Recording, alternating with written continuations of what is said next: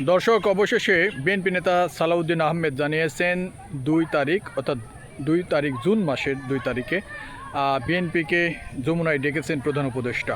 আপনারা জানেন জাপানে কিন্তু প্রধান উপদেষ্টা বিএনপিকে উল্লেখ করে একটু কটাক্ষ করেছেন যে একটি দল ছাড়া সবাই, একটি দলই শুধু নির্বাচন চায়, সেটা বোঝাই যাচ্ছে যে বিএনপিকেই বলা হচ্ছে।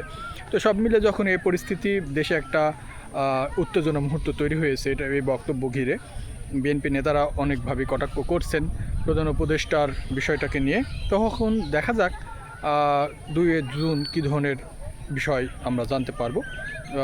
শেষের সাথে সাথে সাথে মানে সালাউদ্দিন আহমেদ যে ব্যাপারটা ক্লিয়ার করেছেন, তিনি বলছেন বিএনপিকে দোষারোপ করা হচ্ছে, বিএনপিকে বলা হচ্ছে ফ্যাসিবাদের দোসর, বিএনপিকে বলা হচ্ছে বিএনপি নির্বাচন চাচ্ছে বলে বিএনপিকে বিরোধী দল বলছেন, শক্তিশালীভাবে অন্যায় কথা বিএনপিকে নিয়ে বলা হচ্ছে, ভারতের পক্ষ নিয়েছে আমরা নাকি, এই ধরনের কথা তারা বলছে।